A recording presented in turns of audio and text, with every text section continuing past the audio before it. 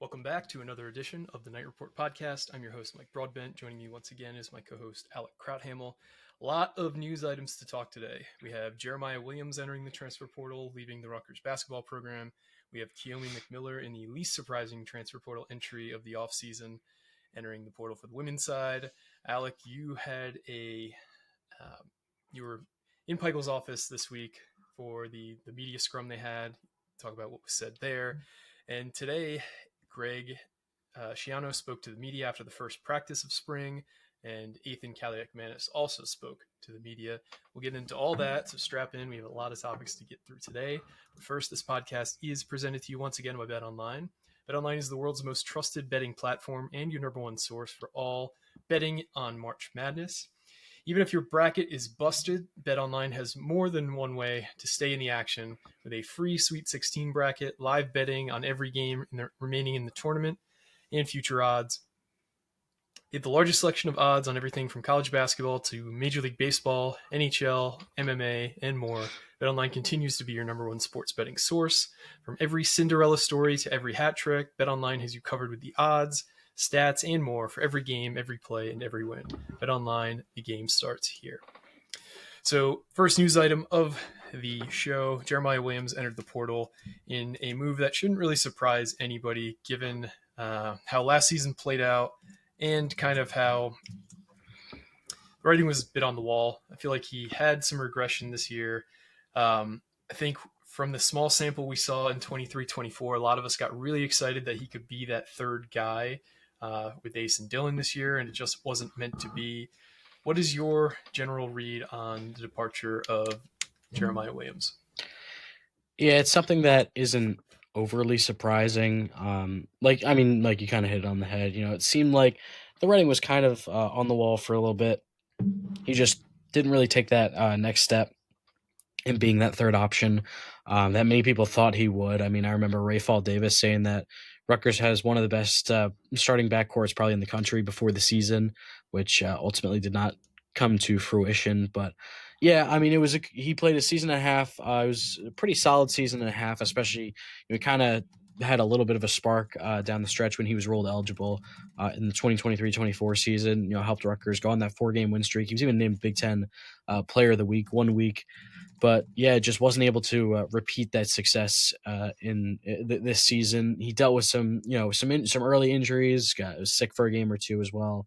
But yeah, not overly surprising. It just seemed like a reset, good idea for both sides really, and we're seeing that a lot where it's like the roster's pretty much completely flipped over is going to flip over for Rutgers. I think Indiana has like no returning players on their roster with the coaching change that they have with Bryson Tucker entering the portal earlier today. So yeah, it's not overly surprising. Would have liked to have some like veteran presence who has experience playing for Rutgers, playing for Steve Pikiell in the system and all that. Would have liked to have that experience and that floor. He does provide a solid floor as a driver and as a defender. We saw him have some really good defensive performances this year, but it's not the worst loss in the world. But yeah, wish him well. He's got 1 year left, which is kind of surprising. But when you look back, I think he has the COVID year, and he had a medical red shirt before he came to Rutgers. So that's why he has another year. Yeah, and I believe that ruling when he played last year, there was some like ruling that was made that like might not count as a year of eligibility. I don't know. I can't wait until we have moved past this whole COVID thing to at least eligibility wise, so we can have a better idea of the math again, because it just every player who enters the portal, it's like, okay, does he have 1 year? No, let's look back. 1, 2, 3. No, he should have an extra year. Like remembering all that, like asterisk math, for lack of a better term, is getting annoying. Yeah, I think next year is really going to be the last year of it because you have this year is like just the 4 year plus COVID, and next year is going to be the 4 year plus COVID plus potential red shirt. So I think after next year we'll finally be done with it. Fingers crossed. Yeah, JWill, super nice guy, the type of person you want in your program. I think he just, for whatever reason, it just never came together at Rutgers. I think he has the ability to kind of maybe be a better player than he showed here. We saw that in flashes when he was just kind of he came in. We got to also remember he came in fresh and healthy in the middle of a Big Ten season when guys are have been played like 20 games up to that point, gotten the crap kicked out of them, and he had that kind of you know pent up energy because he hadn't played. Let's remember in a year and a half at that point. So um, maybe it was a flash in the pan, but I wish him well wherever his next destination is because he was a great ambassador for the program. He just you know we expected more out of him, especially as a captain in year 3 of the program with Pikiell. I will say, I always thought it was really funny how everyone just, no matter like even the freshmen, all that, everyone just called him old. I thought that was really funny. Yeah. He's Oh he's man. to my Yeah. age, which I mean, I guess that means that I'm getting old, but still, everyone just called him like the unk of the team, which I always thought was really funny whenever I'd see it on like social media and stuff. Yeah. It's definitely a relative term, old there, because you've been out of college what for a year. People might call you old who are 18. Yeah. Imagine what they would say about me. So he wasn't the only player, as we alluded to leave the Rutgers athletics department. Kiomi McMiller, who has had a very strained single season on the banks for the Scarlet Knights women's basketball team, also announced she is entering the portal. Um, let's just first talk as somebody who was basically the only full-time Rutgers women's basketball beat reporter this year. What was just what was it like covering this team and the Kiyomi McMiller drama that was basically from game 1 of the season? Well, I also got to shout out the other two that were with me for a lot of the way. Got Nick Hart from the Targum, who I'm going up to Buffalo with for the WNIT Great Eight, so that'll be quite the road trip for Sunday. And then Joey Chandler from NJ Advanced Media also.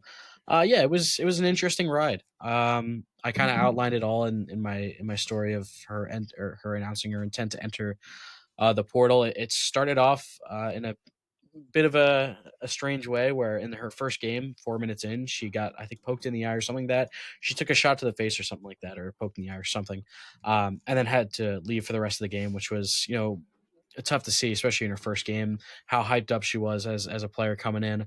But then I think I want to say she might have missed a game. No, I don't think she missed a game actually. I think she came back the next game. But from there, she hit the ground running. Just the talent on the floor was unbelievable. If you've seen any of the viral highlights or anything like that of Oh what yeah. she did on the floor with her handles, I mean, it's unbelievable. But then the off the court issues started to arise. It was to start Big Ten play. It was a bit of a rough time against Maryland, where she had 7 turnovers in the first half, and then didn't play for much of the second half. And then it seemed like some kind of incident had occurred between that game and the USC game, which was probably one of the more hyped up matchups. I mean, there were like rumors of all kinds of celebrities going to Jersey Mike's Arena for that game. Kiyomi McMiller, Cameron. yeah, Yeah. exactly. Versus Juju Watkins in USC.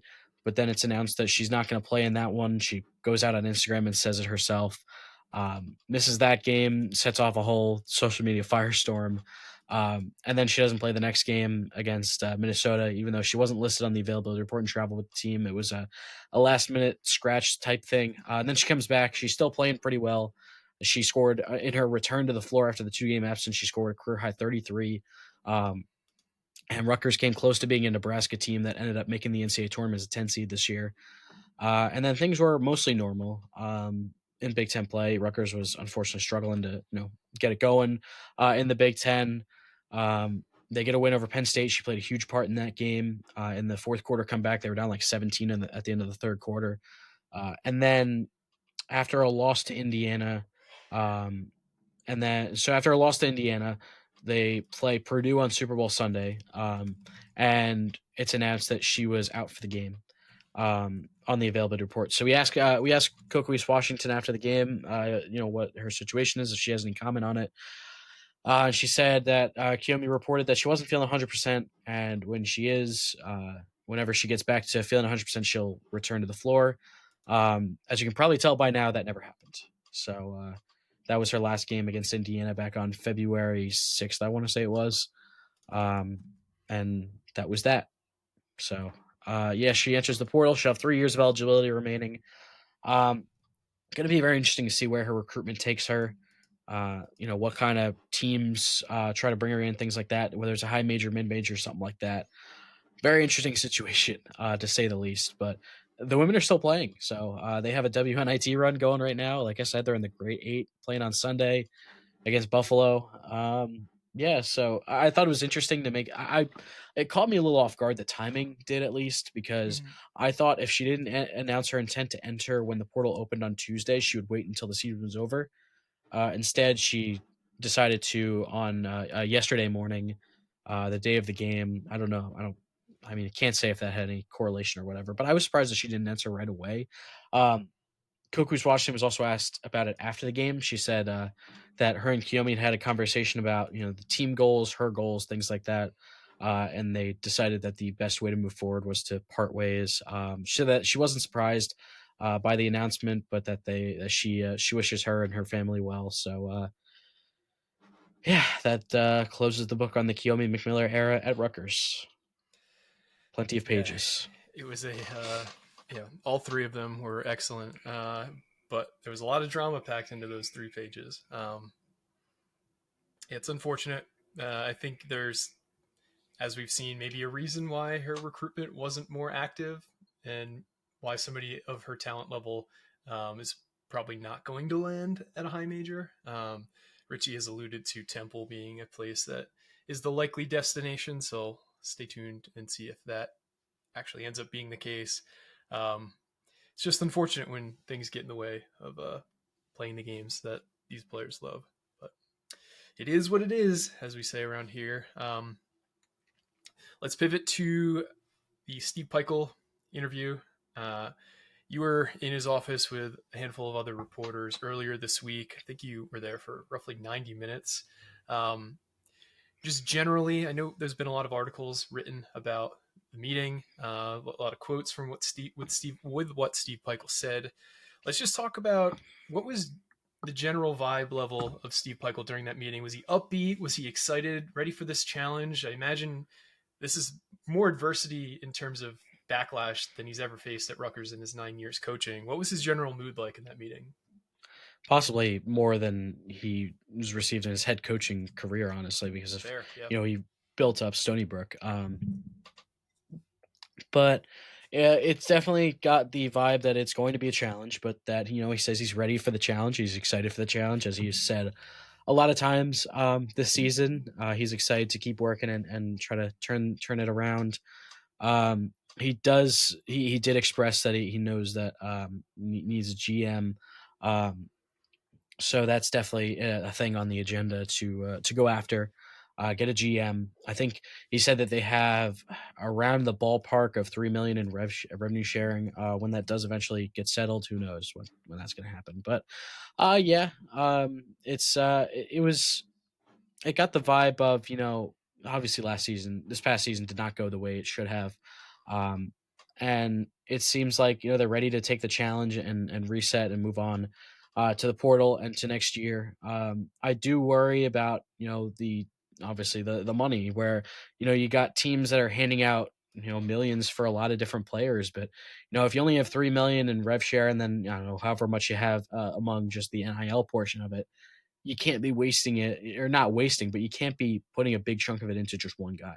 So it seems like Rutgers is going to have to kind of go with like a more with less type situation compared to some of the other big money makers, the top dogs in terms of financials in college basketball. So, I mean, not a lot of stuff we didn't already know. Obviously, we know that the financial situation for basketball isn't great, but Steve Pikiell, he knows the challenge and says he's ready for it. So all we can do now is see what the results hold.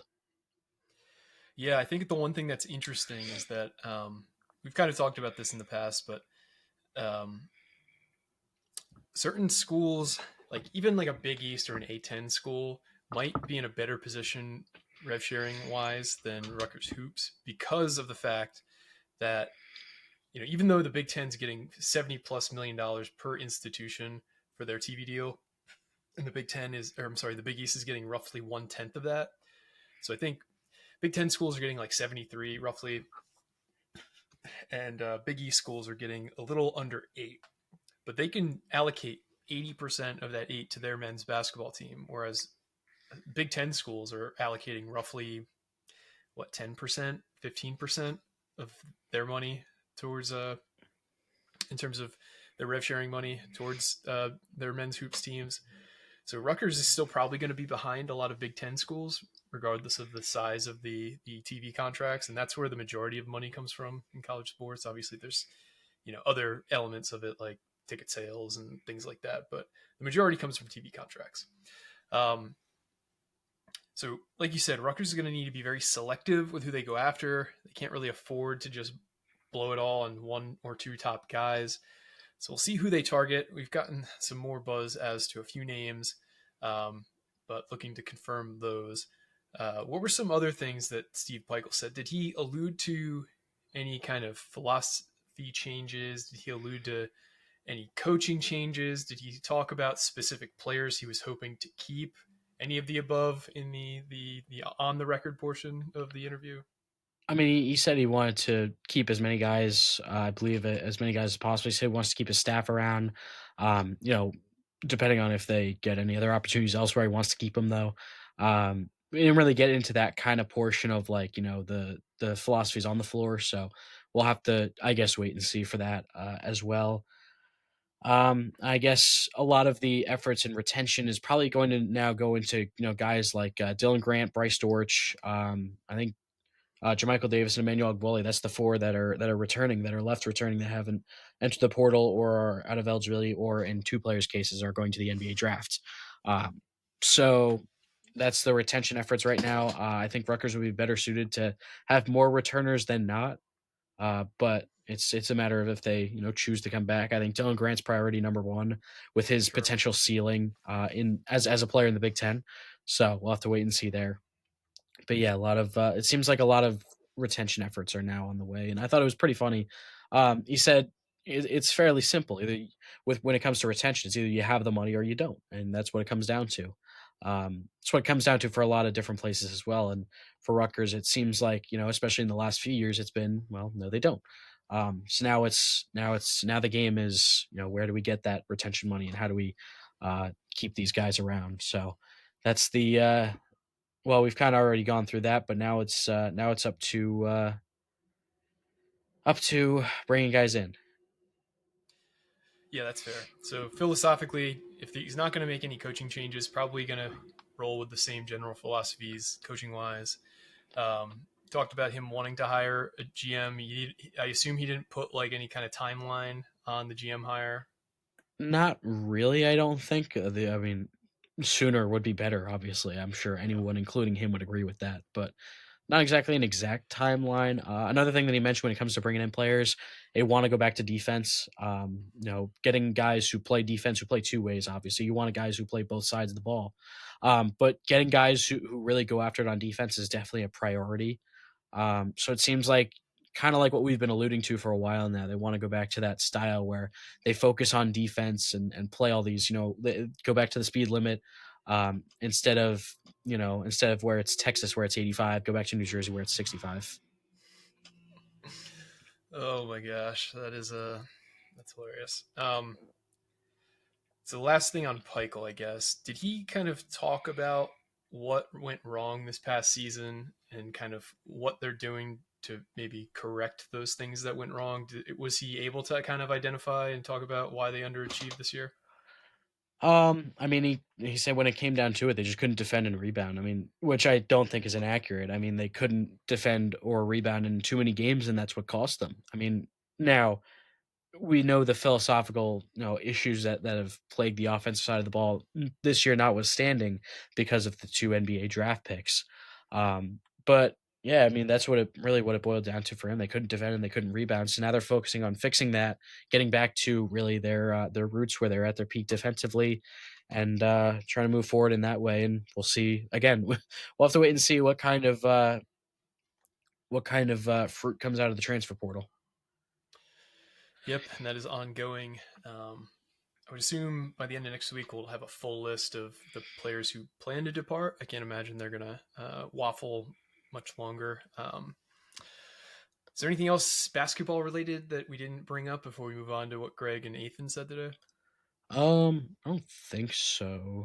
Destiny Adams had a triple double last night. Like I said, Rutgers wins basketball, moving on to the Great Eight of the WNIT. First triple double for Rutgers since 2020, and the sixth triple double in WNIT history. So that was a pretty cool moment. Nice, love to see it. This is a very strange run in a third tier tournament for the women, but I guess it's better than Not playing at all. getting bounced in the first round. I don't know. I mean, it might have been better to not play at all, given that it's something you have to pay to enter, and each game you play costs you more money. So And the transfer portal is currently open. Yeah, you might be right there. yeah, but we digress. Let's talk football. They had their first practice of the season today, of the spring season rather. Greg Schiano and Athan Kaliakmanis spoke to the media afterwards. High level, what were some of the things that Greg mentioned in his first post practice presser of spring football? A lot of adjusting to the spring practices. I feel like in the first spring practice, there's not too much happening. I don't think. We didn't get to see practice today, or at least I didn't. I was there for the availability part, but a lot of just going through probably workouts and stuff like that. I don't really know how these things work all that much, but but he said he was asked a lot about different positions, which is we kind of figured was more geared towards once they actually start practicing. What we're going to talk about. Um, I think he said kind of something that we've also been talking about. I believe he said that Tyler Needham is uh, currently working at left tackle without Holland Pierce. Um, I asked about the running backs with Antoine Raymond and CJ Campbell, how they're performing and growing, things like that. He said, don't sleep on Jayshon Benjamin. He redshirted last year, so he still has 3 years left because he redshirted and was dealing with some stuff last year. He also noted that Ian Strong will be limited in spring because he had surgery after the season. He didn't specify on what, which, par for the course. We don't usually get specifics in that regard, but he battled some injuries down the stretch of the season. I mean, we saw him on and off the field at times in October and November, due to injury. So he got surgery. He'll be limited. Schiano said he'll be doing some stuff, but not, fully involved while he's recovering. And that's in addition to all the other guys that won't be practicing that we talked about last week, I think. So, yeah. Yeah, so that was a little surprising. I think Shiano said it was just like an oversight that Ian Strong was supposed to be on the questionable or the limited portion of availability.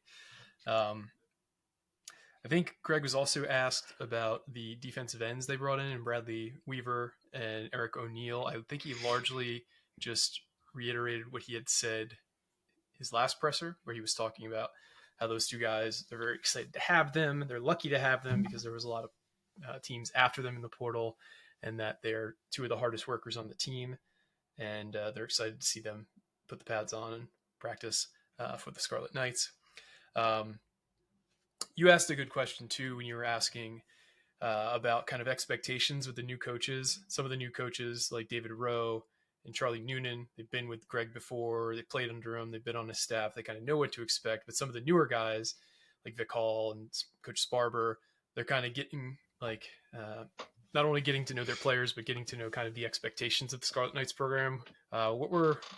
Just talk about that question and kind of Gianno's response.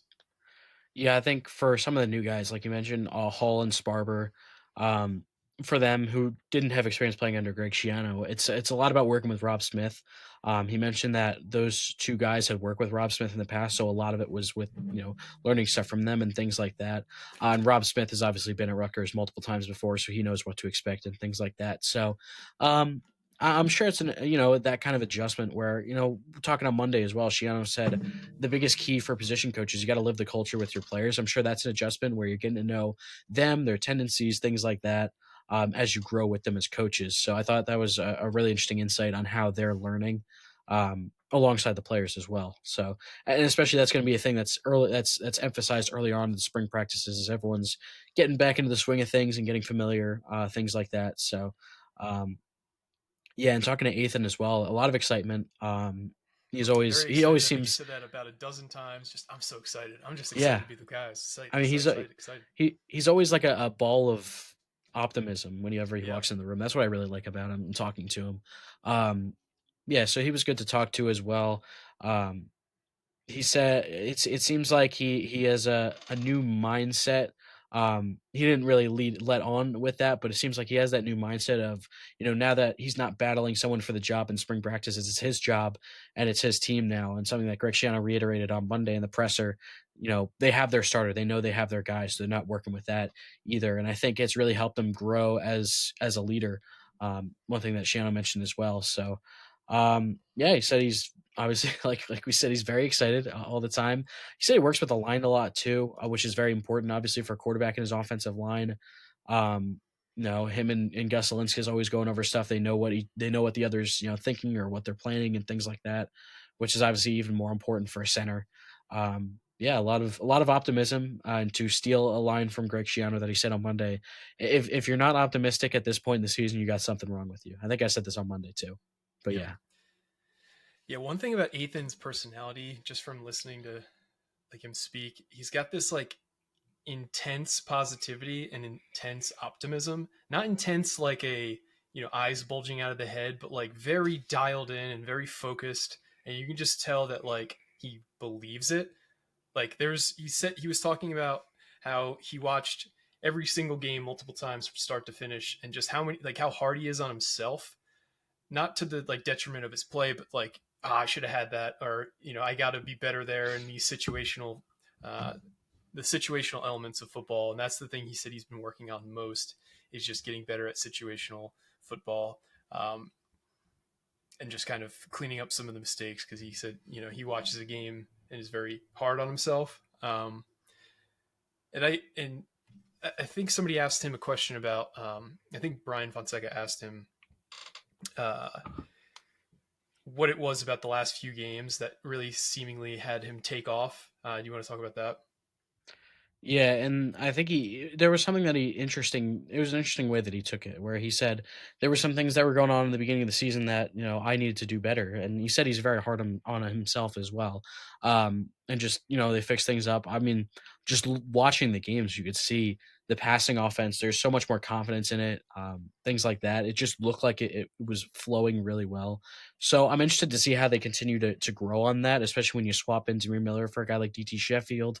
Ooh, You yeah. still have Duff and Strong on the outside as well. So there's a lot like they are definitely losing some pieces from last year and some major pieces. I mean, you lose what, the number 2 or 3 leading rusher in program history and a Mm-hmm. stalwart left tackle who is getting some buzz as like a day 2 draft pick.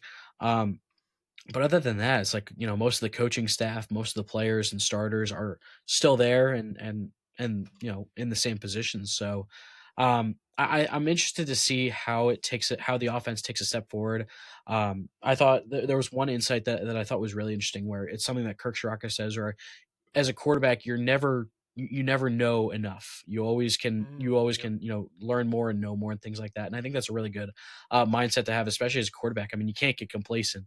So instilling that mindset and always wanting to improve and things like that, like I feel like, I've never been in this position, obviously, but I feel like, the year out, you battle for a starting job, you win it, and then the next year it could be a little easier to, like, rest on your laurels, get a little complacent, things like that, knowing that you already have the job. But it doesn't seem like that's happening at all with Athan, which is a really good thing to see. And I'm very interested to see how he builds on the end of last year and if he takes another step forward as a quarterback. Yeah, because this spring, like you kind of alluded to, like you couldn't have a much more different dynamic than this spring versus last spring. Last spring, he's the new guy on campus. He's getting to know dudes. He's been here a few months. He's just starting to kind of get a better read on the area, like school, getting to classes. He's in a quarterback battle with the incumbent starter. Like there's that kind of, you know, I'm sure if you handle it the wrong way, it can really kind of fracture a team. So balancing that, all as a guy on his first year on campus. This year, totally different dynamic. He's obviously the entrenched starter. He's the senior leader. He's the unquestioned QB1. So now it's more about like how do I reach like my final phase in college football rather than how do I fit in and how do I possibly win this job. Um, so yeah, totally different spring dynamic for Athan this year. A couple other things he talked about that I wanted to touch on before we head out of here. One was he was very complimentary on the backup quarterbacks. he just said that every single one of those guys is just a hard worker. And he even brought up, Sean Ashenfelter, who, he's been on campus for a few months, and he said he's picked up the offense better than most freshmen that he's been around. So you love to hear that. And he also, talking about the new receivers and the new pass catchers, I should say, in CJ Campbell and Colin Weber and in DT Sheffield. He said they're just all so fast, like especially DT Sheffield. So just really excited for this offense specifically because they have so much coming back. Even though, like you said, you lose maybe 2 of your 3 best players from last year, but I still feel like way more optimistic than I did going into last year. I think you can't understate having a QB who's a senior coming back in the same system now. This will be his 3rd year playing under Coach Soraka. So he's basically got a bachelor's degree in Coach Soraka's offense at this point. So you hope that things can really kind of hit the peak apex this year offensively. Anything else you wanted to hit on before we head out of here, Alec? Got the spring roster today. Not too much, notable. One thing I did notice, a little bit of a funny thing. Some of the players that had, nicknames and stuff like that coming in, they have them as their listed first name. So we got Ice Cup DeGraffin right here, Stretch Dorillis, and Big Cat Simon. So I thought that was really cool. So I guess if we ever talk to those guys, we're gonna have to address them by those names. Yeah, I know. I read a story about how Ice Cup got his nickname. Maybe it was from Richie, who asked his coach. But Stretch and Big Cat definitely want to hear how they got their nicknames. And if TJ Hitchings is listening, we got to get some kind of crossover there with Big Cat Simon and Big Cat Dan Katz, if possible. Yeah. But that is all we've got. I did have one little thing. I like to shout out cool Rutgers gear when I find it. On the Rutgers team shop right now, so that's just shop.scarletknights.com. There's some really cool new hats. This is one of them. They're just the Rutgers Scarlet Knights adjustable caps. They're only like $30 each. They're like that nice, like stretchy, not stiff hat material. Love this design. This is not a paid advertisement either. And this is the other one that I'm wearing. It's got the kind of like the script text and like a golf hat, and then it's got this old school helmet design on it, which I really like. So if you're looking for a new Rutgers hat and you like throwback styles, check them out. They're made by a company called Legacy. So shout out to Legacy and the Rutgers Scarlet Knights shop. But, yeah. Oh yeah, one more thing. Tomorrow or Saturday, depending on when you're listening, Saturday, Rutgers baseball playing against Washington at. Let me just make sure I know what time it is. They're playing Washington. The first game is tonight, but they play tomorrow on Saturday. And that is the one and only Dollar Dog Day. So if you want Dollar Dogs, unfortunately, I will not be there. I know Richie and I have been talking about this for many weeks, but we'll have to wait and see if there's another one later on in the season. But tomorrow at 4:00, Saturday at 4. So if you want a Dollar Dog, go to Baton Field. They're very, I may or may not have attempted the 9 hot dogs, 9 innings challenge last year and succeeded. It was quite the battle. It was quite the battle.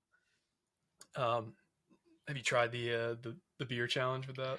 I did not because I drove myself there. Richie and I might have to battle for it this year if there is another one, and if we do go to that one, we'll have to wait and see. Love to hear it. Well, once again, thanks for listening. I know that we covered a lot of topics on the pod today, but we do appreciate everybody who sticks around for the whole thing and those who have given us a rating and review. If you haven't already, subscribe to us on your favorite podcasting app. It really helps the show grow.